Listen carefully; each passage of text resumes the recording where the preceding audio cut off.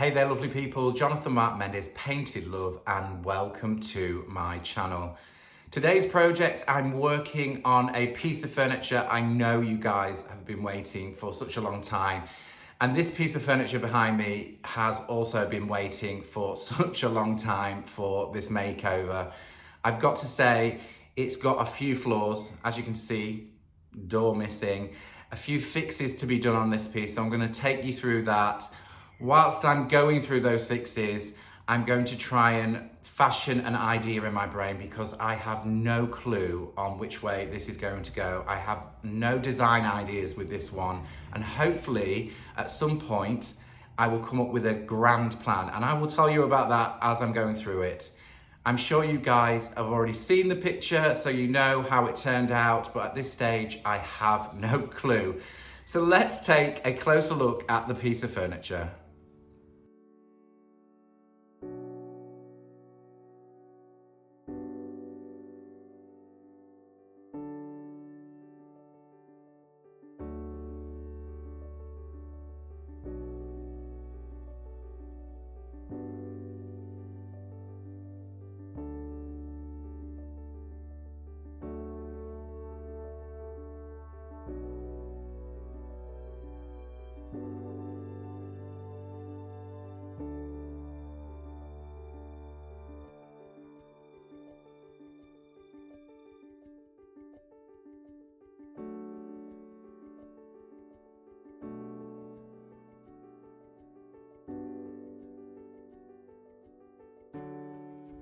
Okay, so let's address some of the issues that I found on this piece. So starting from the top.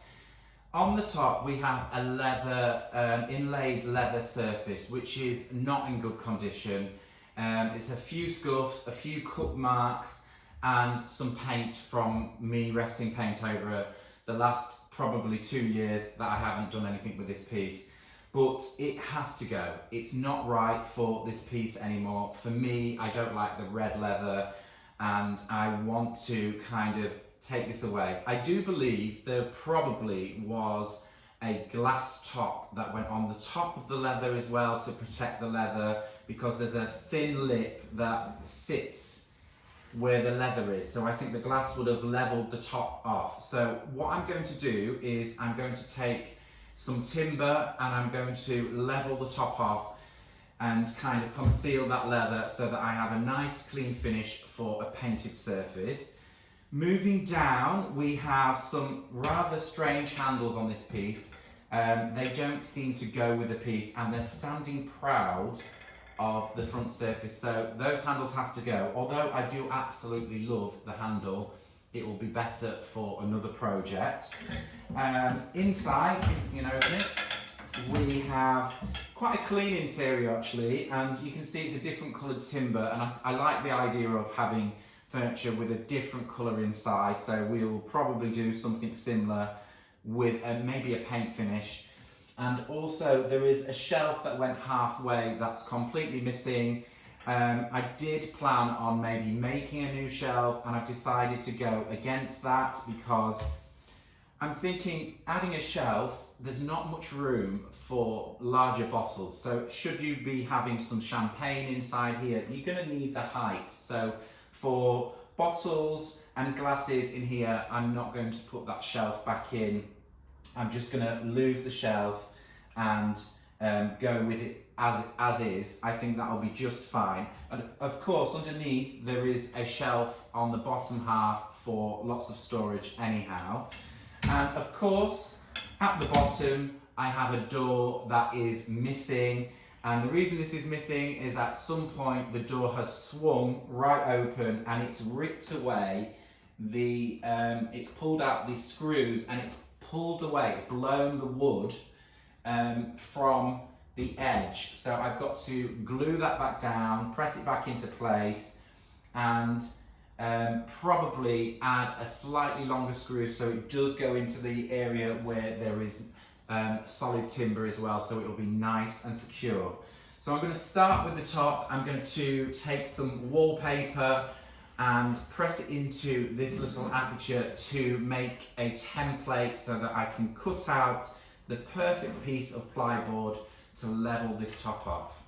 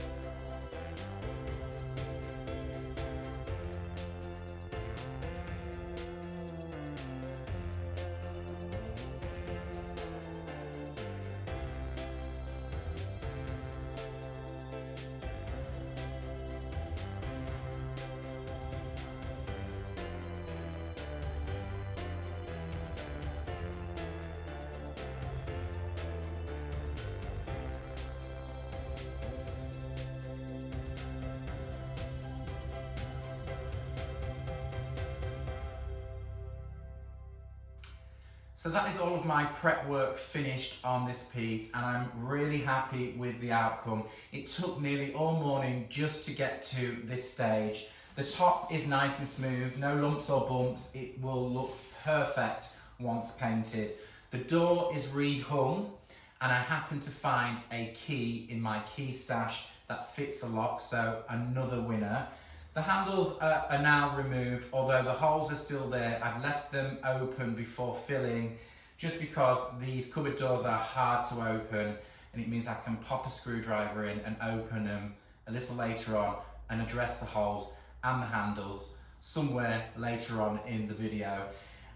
What else? I'm going to be using Annie Sloan Chalk Paint, so no amount of prepping or priming is needed with Annie's paint, so I'm good to go. Even some of the cobwebs I've decided to leave there and just paint over them. It's going to be a textural piece, and I've decided to go with my stencil once again. So this is the stencil on my backsplash. I've used it a few times on a few different pieces of furniture, and it's always a winner. So it was based on, it's my design, and it was based on a Victorian tile, a Minton tile, a very small tile, but I enlarged it in my design process and had it cut. A lot of you keep on asking me, will this be available? It may be, I'm not too sure. Solly Joe took quite an interest from Posh Chalk in designing it, but we just haven't got there just yet. It should really be out there. It's such a good pattern. Anyhow, enough of my designing of stencils. Let's talk about colour. I've decided to go with a colourway that I think will be really lovely, a more monochromatic, modern sort of finish, even though it will be very chippy and edgy and worn. And I've decided to go with Annie Sloan's new colour in chalk paint, and this is Canvas, which is a lovely soft greyish sort of white. It's got warmth, but it's kind of beigey white. I really love the colour. And for the design work in the stencil, I've decided to go with Whistler Grey, which is a colour that I haven't used, I don't think even in its solid on anything just yet. But I thought the two colours together, they're kind of not pure black and white, they're a little bit softer, and I think it will really work on a sort of a monochromatic feel on this piece. So the first thing that I'm going to do as my prep work to paint, I'm going to use the Whistler Grey because I have more of it. I'm going to give it a quick scrub coat. It doesn't matter to get coverage, just a quick coat, leave that to dry, and then we're going to add some textural details with Saltwash because I want them to pop through. I'm going to sand it back through the stencil pattern at the end. So I'm going to be stippling with the Whistler Grey, but I'm also going to stipple with the canvas as well. It's going to look a hot mess, and then we'll cover up the whole piece in the canvas and then do the stencil work. So it means when I sand back any of the details, where there is a black detail, some of the canvas will come back, and where there is a white detail, some of the Whistler Grey will come back. I hope that makes sense. You're going to watch anyway. So let's get the first coat on of the Whistler Grey.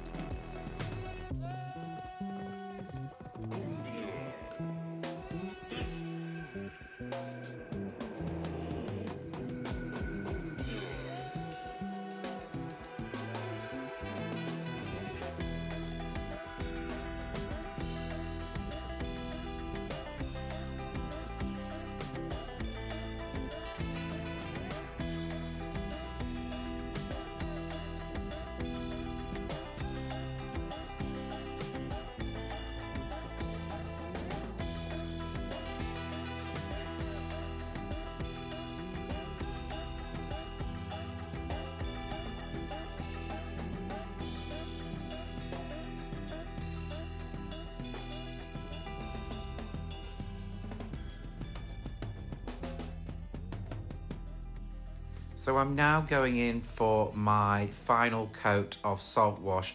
This time around I'm using the canvas colour mixed into Saltwash and going for a stipple motion in any of the vacant areas where I didn't apply the Saltwash on the first pass with the Whistler Grey. Also, I've made sure that each one of these coats have dried thoroughly before moving on to the next stage. So what did I say? It would look a hot mess before it got a little bit better. So what we have here is Saltwash with Whistler Grey over the base coat that we did with Whistler Grey. And then in any area that I didn't do the stippling technique, I've gone in with the canvas Saltwash mix to add a bit of texture. So the whole piece is now quite textural. The idea is once we get a flat coat of the canvas over the whole piece, we will then go in and do the stenciling. Once the stenciling's done, I can kind of rough this up with a little bit of a sanding pad and just reveal both of those colours in the opposite areas. And I will throw a few more other distressing techniques at this because I want it all to look very bedded in and as if it's been there for a lifetime. I'm thinking this modern piece really will look good with a sort of rustic finish and then a very clean inside. I haven't decided what that will be. I suppose we've just got to check out the overall finish and see which colours kind of work for the inside. So onward and upward with the canvas coat all over the piece. I'm just going to go any what way, basically get a good coverage so it's a blank canvas. That's, pardon the pun, blank canvas, because it is canvas we're using. And then we can go on to the stenciling.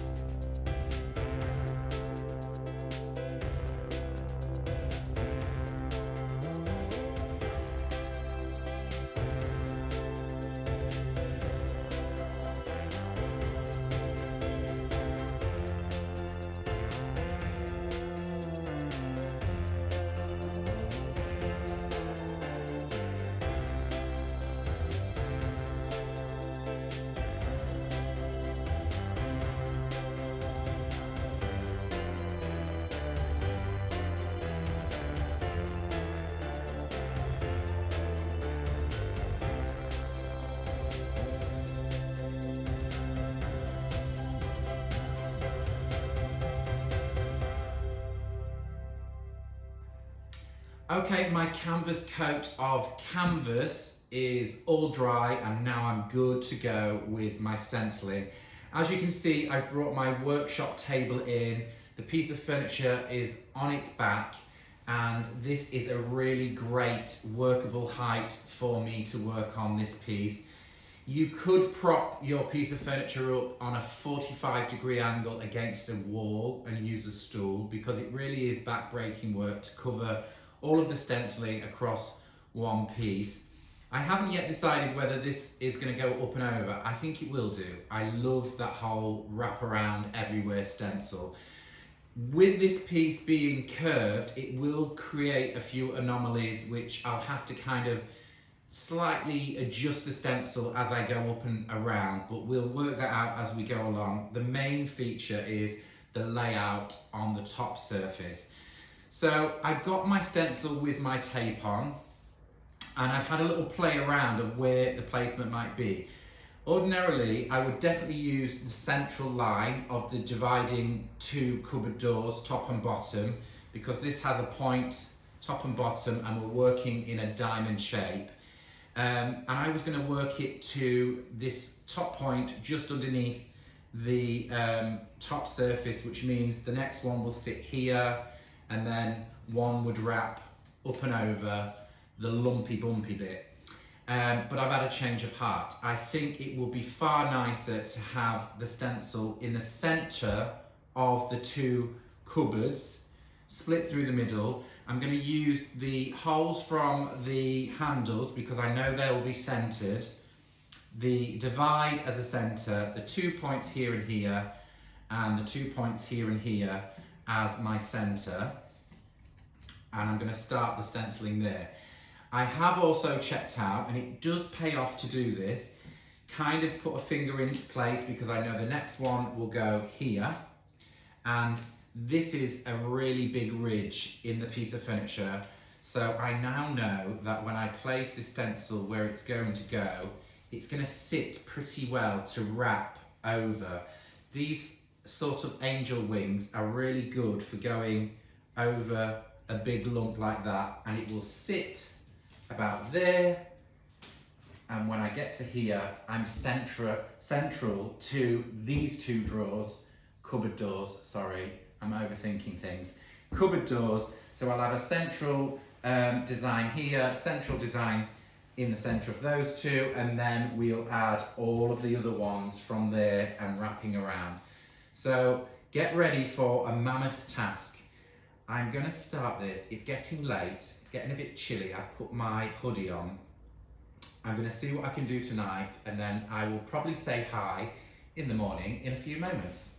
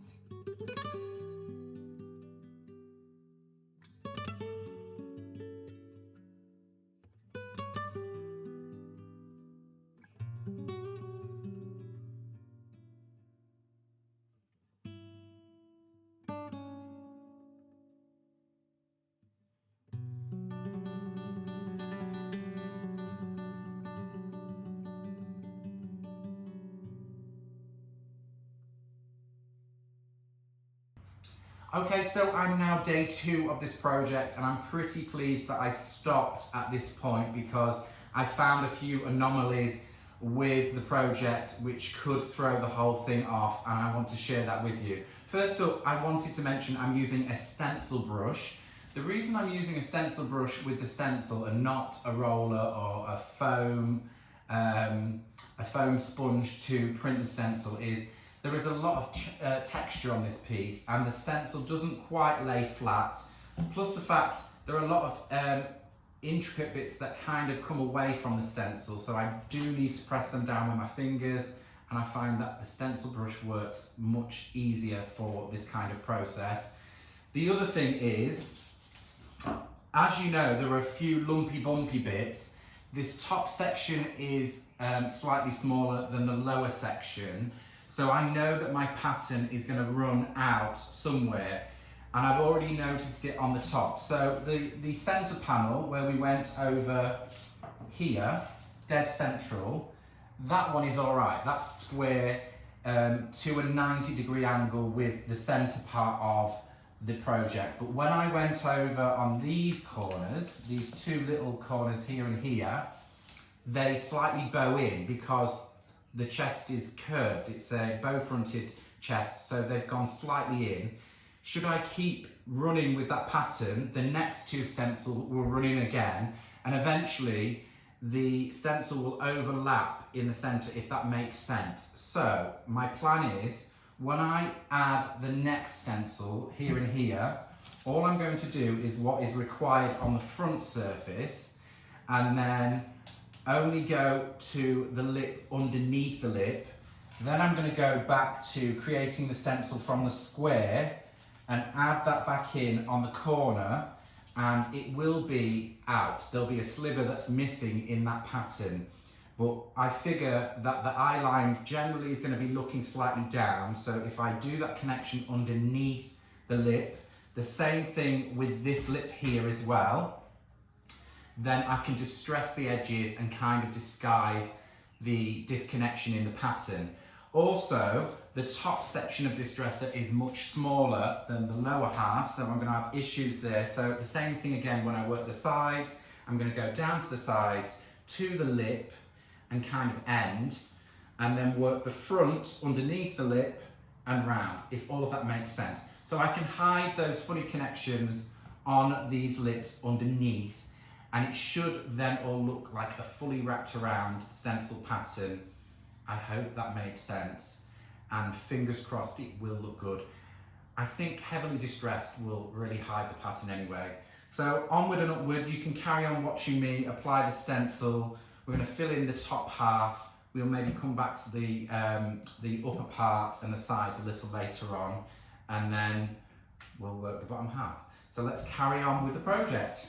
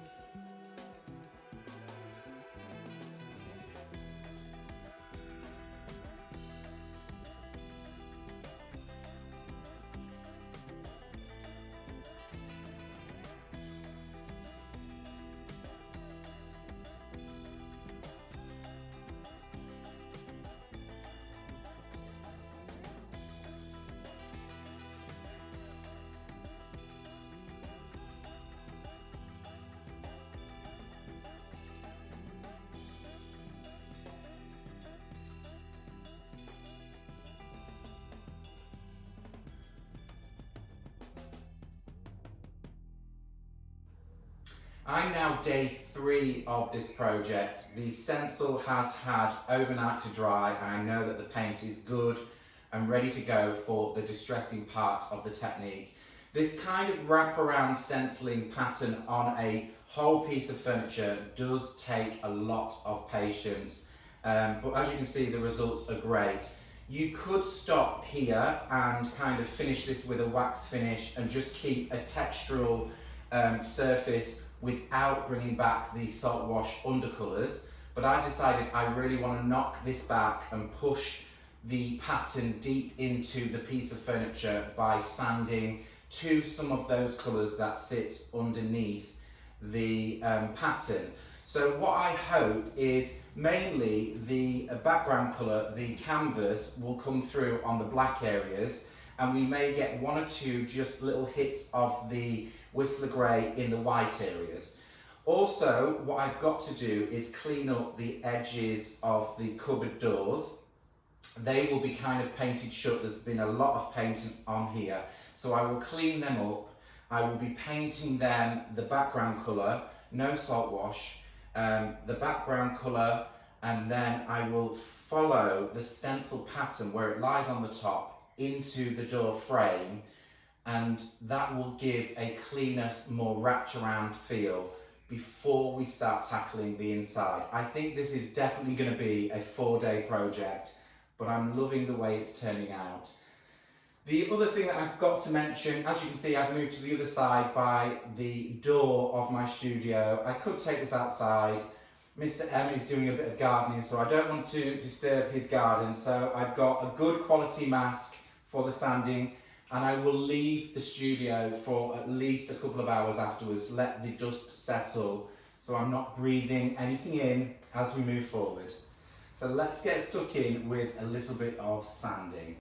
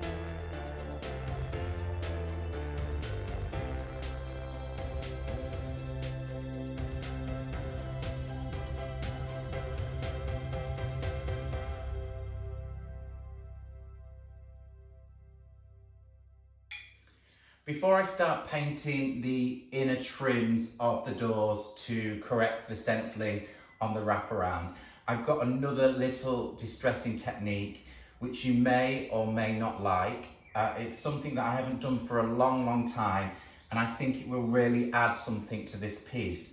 So you can take a piece of card.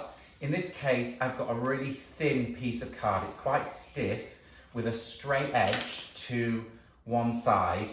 It could be corrugated card from a box if you're working on a larger piece, but I figure this is nice and thin.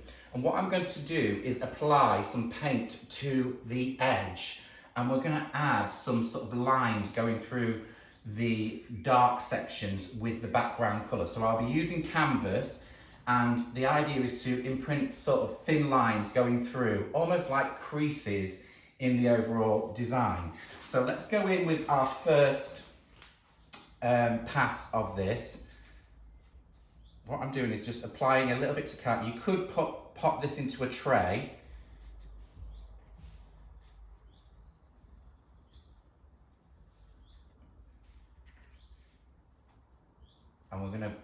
crease going through, and with it being curved, I'm going to have to roll the card.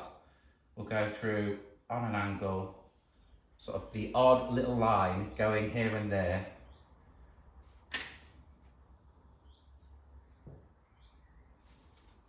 And I think this is really beautiful as a little distressing technique. And it should blend in with the background colour, and you won't see where these lines came from.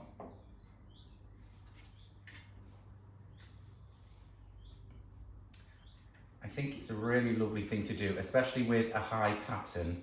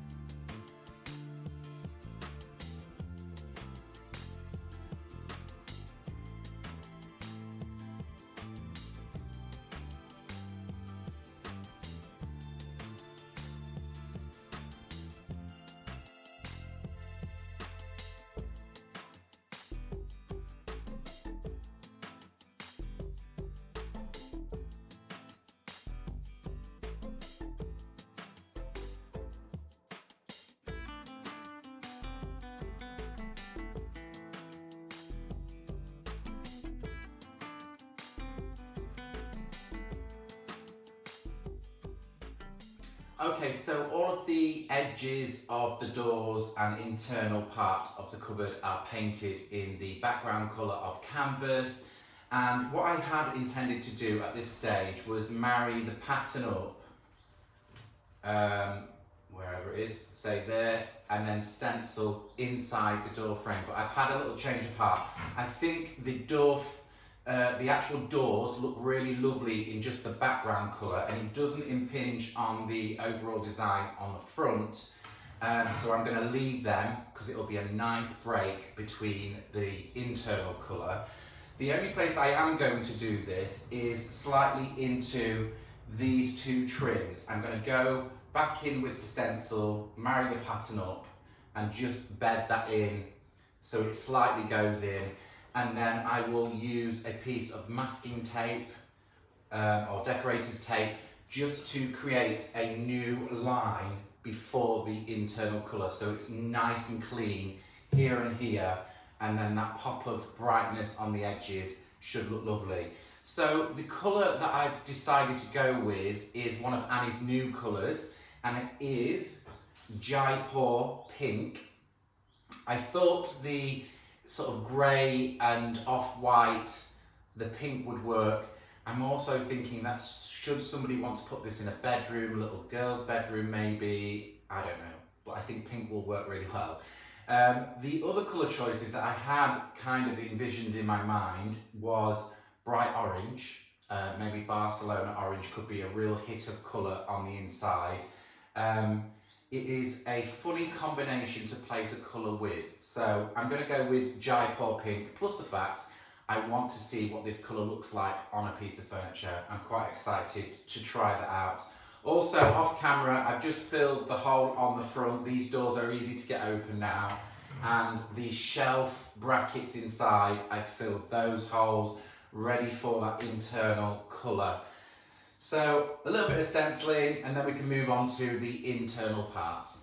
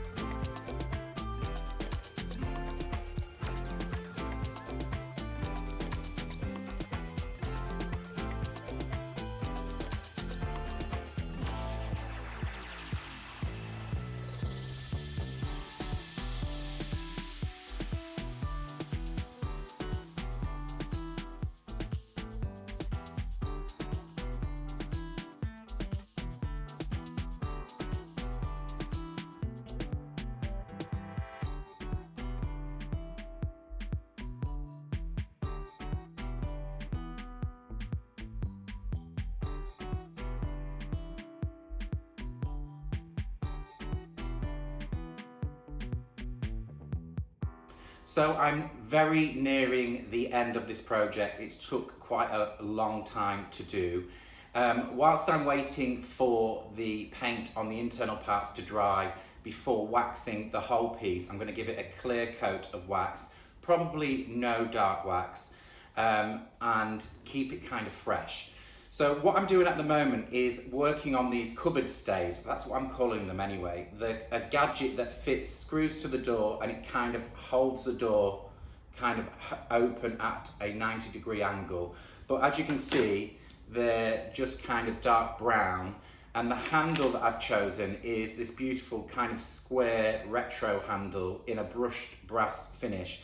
So I'm using a touch of rub and buff just to give them a little bit of a glow up, and they should match in beautifully with the locks, the latches and the handles on the outside.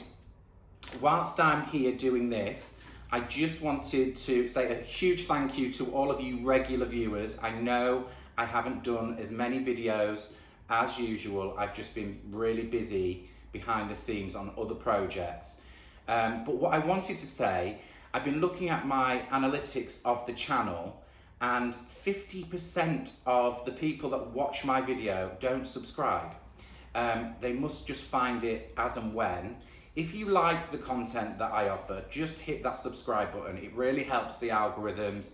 Also, a comment or a like or even a share on the video. It will really help the video go far and wide to other people that might enjoy the content that I bring. So if you enjoy it, just hit that subscribe button. It doesn't cost anything, just a subscribe, and off we go, and you'll always see when I post a video when I get round to it.